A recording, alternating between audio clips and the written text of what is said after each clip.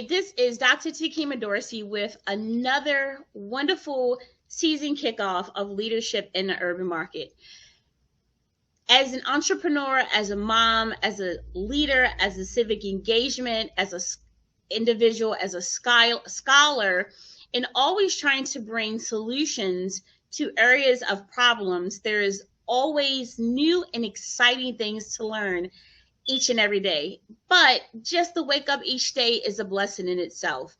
Recently, you may remember that I have published 65 books within a 60-day time frame, and I'm super excited about it. The number one, or the focus, or the foundation, I should say, of why these books came to light is really about breaking the cycle of poverty. And one of my new books, called Breaking the Cycle of Poverty Through Innate Skill Set Development, for me is extremely important, because what we found from COVID-19 is that the unemployment line wasn't biased to anyone, whether you had a degree or you had no degree, and including those with doctoral degrees. So skill set development is an extremely important topic, and not just topic, but development of it. One of my skill sets happened to be the gift to gab, which is advocacy through interviewing and things like that. So hence why Leadership in an Urban Market exists. Being on the air since 2010, almost 12 years now, I've had the pleasure to interview individuals across the globe, gone syndicated, prime time, and the list continues. But I love the flexibility of being able to gain new knowledge, learn new things, and interview exciting individuals. Today, I have a wonderful colleague of mine that I've known for just as long as I've had the opportunity to actually be on the airwaves. And I'm excited to pick his brain in areas of leadership, education, and community partnership. So without ado, I am going to allow my colleague to introduce himself to learn a little more about him. I love everything that you mentioned. And if people, as those that are watching, we're not talking about degrees. We are just talking about individuals coming to the forefront, going from a theory in what you wanted to actually leading the way. And this brings us to the topic that I embody the most, because to me, it is the beginning and the end of success or failure, and that is leadership. And so when we're talking about tackling issues such as education, or infusing or enhancing or scaling, launching businesses, and as Dr. Perry mentioned it, just getting involved and learning the process, and, kind of building and understanding and enhancing your knowledge base, it goes back into who you are and who you are not. Yes, illiterate language, but it's okay. It's my show. I can do what I want. So leadership. So Dr. Perry, we've talked about education today, the disparities, the successes, the dual enrollment, the lack of what I identified, the tri-strangulation approach between districts and community college as they try to prepare students on this blueprint moving forward, getting ready for post-secondary opportunities. We talked how the community partnerships can really close the gap, and is truly the heart of what allows our holistic system to go around. But we know, Dr. Perry, in theory, that sounds great. It's in practical application where it falls apart. And let's start with you, knowing where you have evolved in life, the humble beginnings you spoke of with your mom still being an advocate and loving on the youth as a educator, and you being able to see so much from Maryland to Georgia and across the U.S. What would you identify as a key to you being an effective leader, and how could you be more efficient as a leader to be an asset, not just to yourself, but to those around you? Thank you for that question. Yes, I think a lot of my leadership experience stems from an inherited background, from my mom being a educator for over 40 years in the public school system, and from my father being a leader in social justice and as well as employment. That leadership skills are often learned, and you learn it from the people that you're around. And to be an effective leader, you need to be knowledgeable of the areas you're trying to persuade or you're trying to convey to other folks. So one is you have to develop a knowledge base, right? If I'm going to lead, I need to know what I'm talking about. I need to be passionate about it. And more importantly, I need to know how to convey it to others so they can understand where we're trying to go and how we're trying to get there.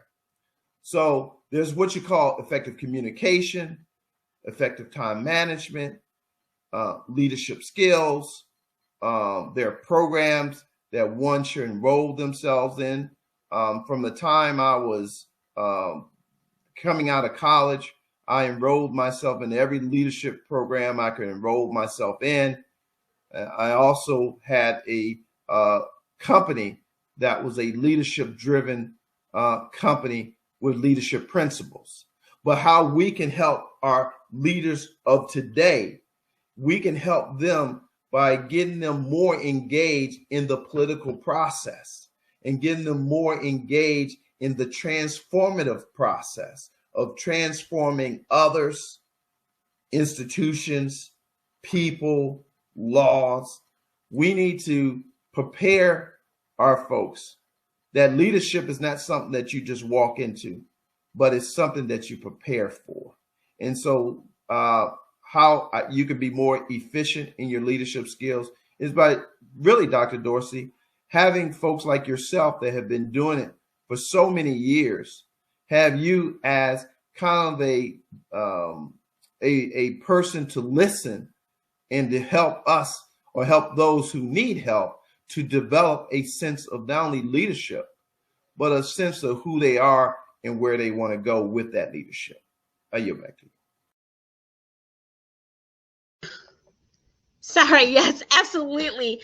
Dr. Perry, you said so eloquently so many things. And what we found today, or what we find today as leaders trying to leave a legacy for ourselves and for the next set of individuals, you know, the one thing we always hear, youth are the leaders of tomorrow. Well, Dr. Perry, what do you think? But before you answer, I'm going to share my insight. I say you are already leaders. They already have that innate skill set that they literally want to learn how to utilize. And, you know, when we're talking about leading one out of the trenches or out of the valley, one of the things that I know I advocate for and also want, and I know I think you share the same sentiments, but absolutely touch upon it, is teaching youth how to advocate today. And when we say advocacy come in really one or two ways. Is either speaking or writing, right? It's you either speaking things through or you're writing it, or a combination.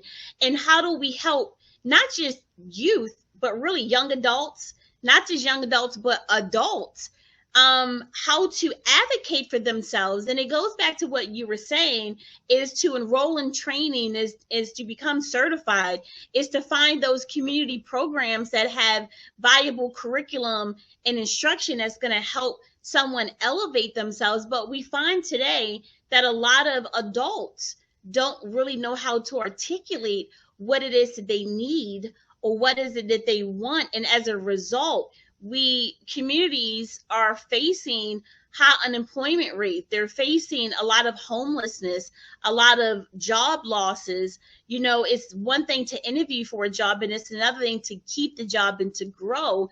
So when we're talking about leadership, advocacy for me is huge, not just for adults, but mainly youth, because once they turn 18, their parents' voices become obsolete. What is your take on teaching or helping people to learn how to advocate for themselves? And like you said, the teamwork, the communication, the balance, those variable and attributes that they should hold. We're finding in the real world, Dr. Perry, that a lot of adults don't have those attributes to be successful themselves. Yes, yes, that was a good point that you bring up, Dr. Dorsey, and you brought up several points there. One is there are a lot of levels of leadership.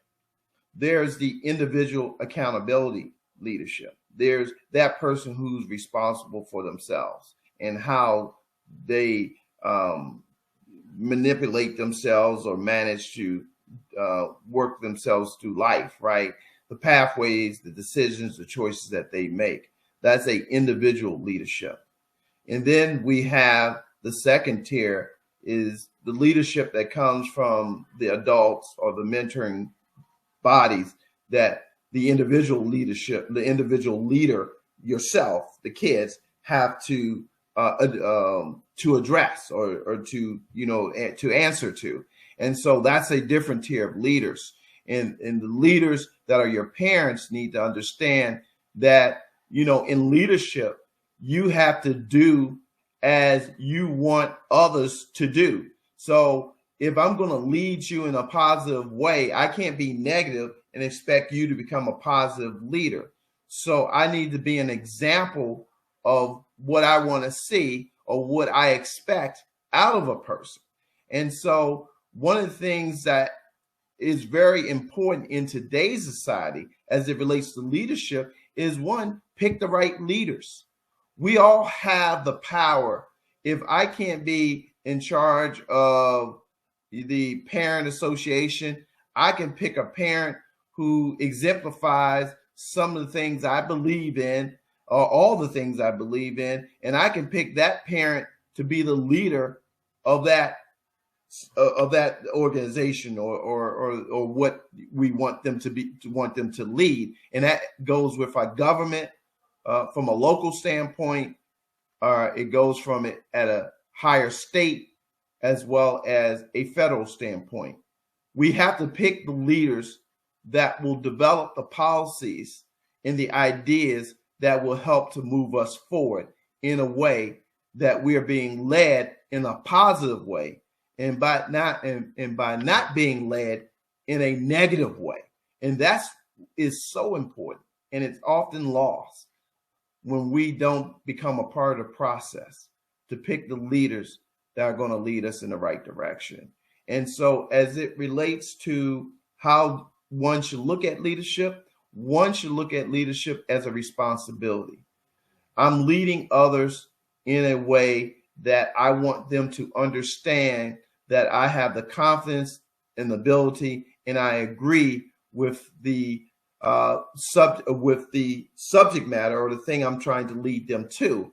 And so that's important, that we show integrity, honesty, and more importantly, that we show that we care in our leadership characteristics as well as our ability to lead. I yield back to you. Yes, and you brought up an excellent point in picking the right leader.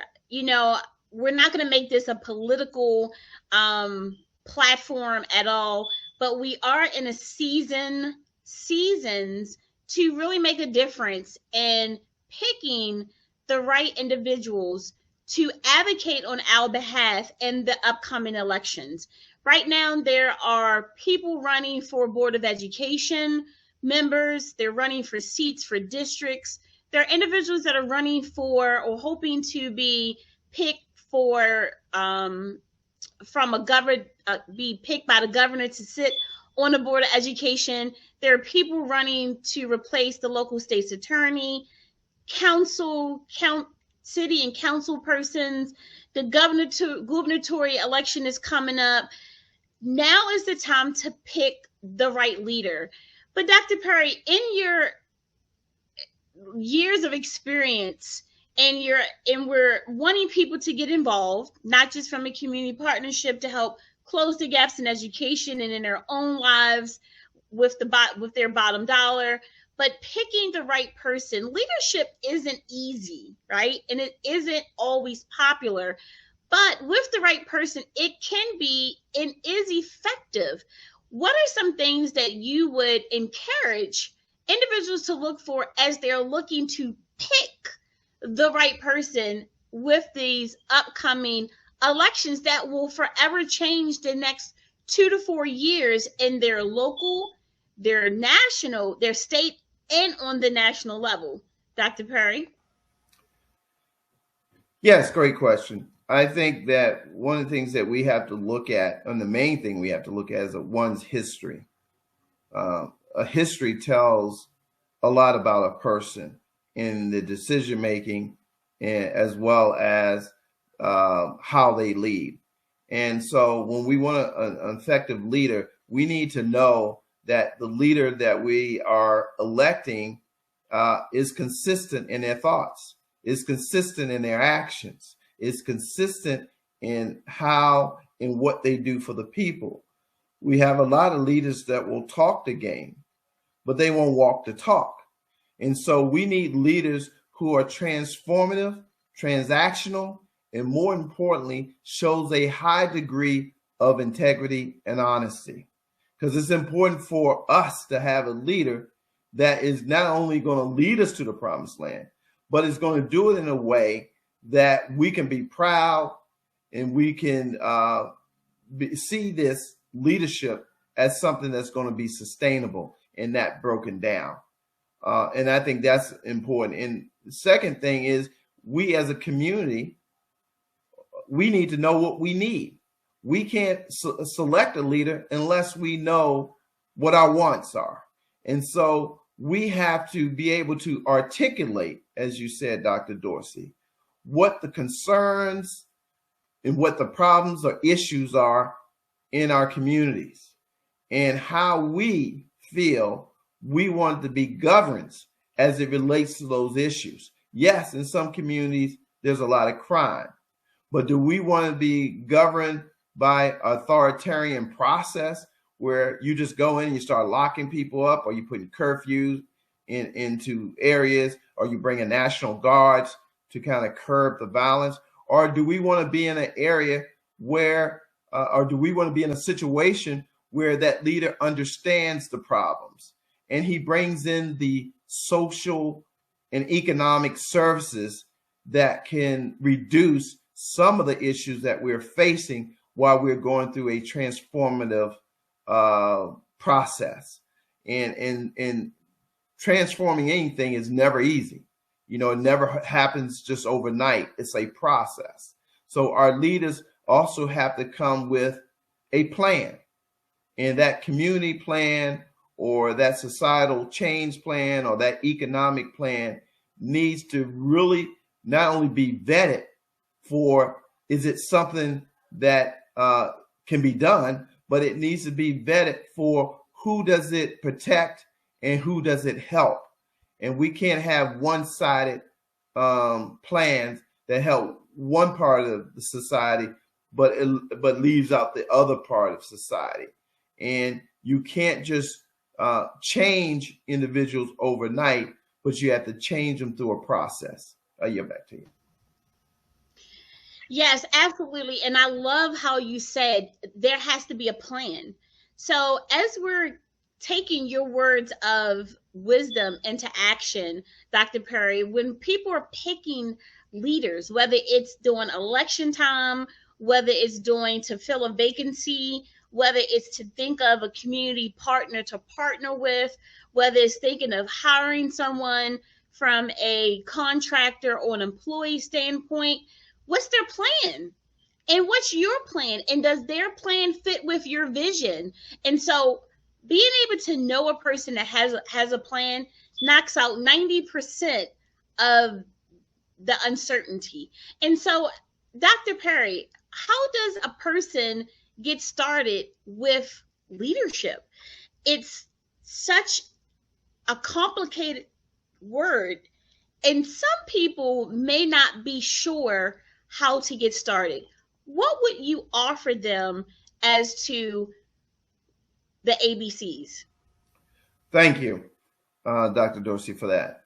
I think one, a person needs knowledge.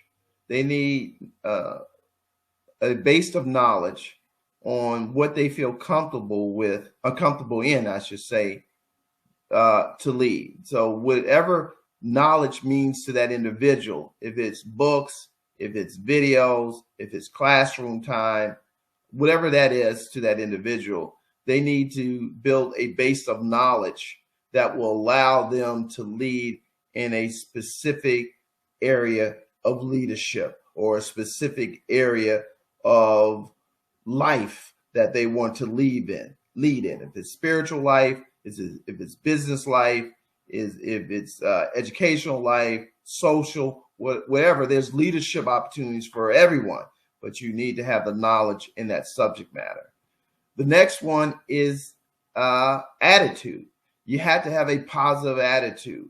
Whenever you are in a leadership role, you have to understand that it's not only you that are making these decisions, but you're making decisions on behalf of other people. So you have to have the attitude that you are amenable to learn and to work with other folks and to understand that people around you have great ideas, and you need to be able to infuse those ideas into your leadership styles, and into your leadership process. And one I left out was skill set. You have to develop the skill set, the knowledge, and the attitude. And the skill set comes from practicing. The skill set comes from the educational piece. The skill set comes from the one's ability to just manifest his thoughts in a way that he creates a proper ideal process where he understands and they can give out great ideas, and they know how to utilize those ideas into a process that help others. I yield back to you.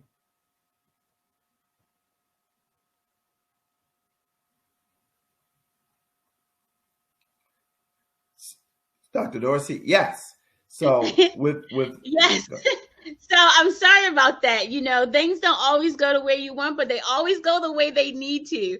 And so, you know, everything that you just said, you know, skill set, you know, they're all important. And so as we begin to wrap this up, because, you know, we could go forever, what are some words of wisdom, insight, or positive affirmation that you have for the audience to help them to understand that they woke up this morning, therefore their due diligence in the world and making a positive attribute is not over, but they got to start from somewhere? What would you?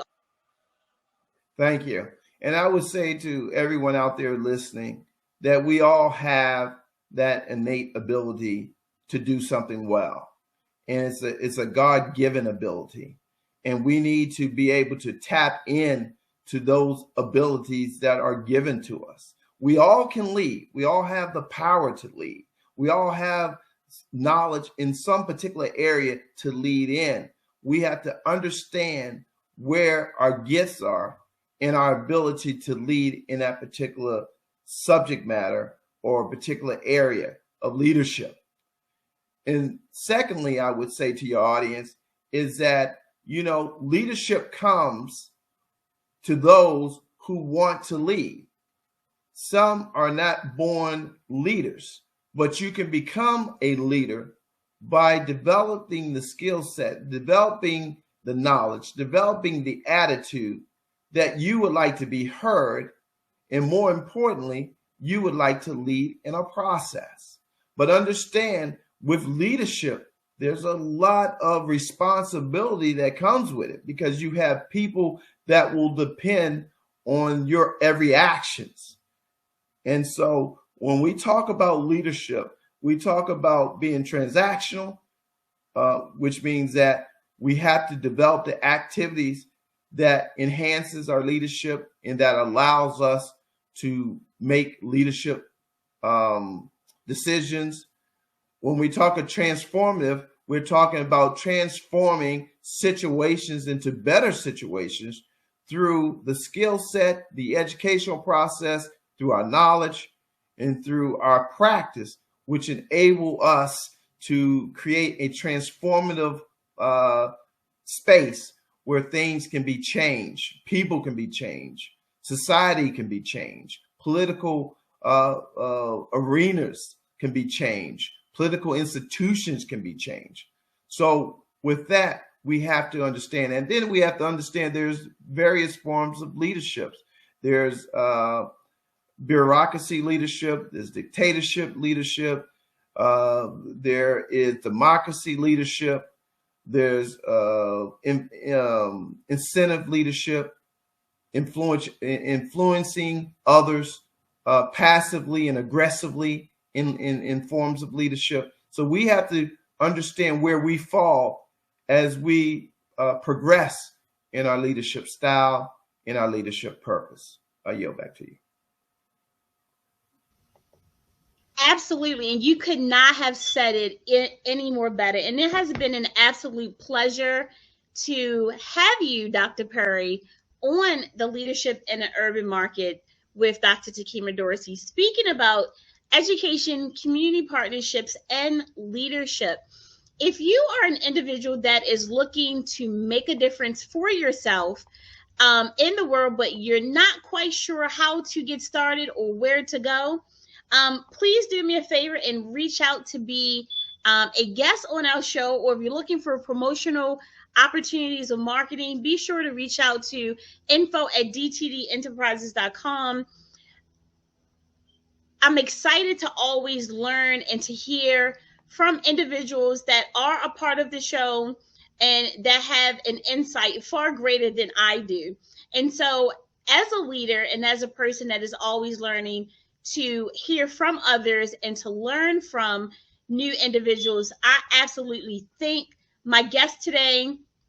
And we look forward to seeing you on the next show. If you have any comments, do reach out to us as you have the opportunity to do so. And we look forward to seeing you on the next broadcast. So until then, have a great and wonderful day. And remember that all things are possible as long as you believe and have faith of a mustard seed.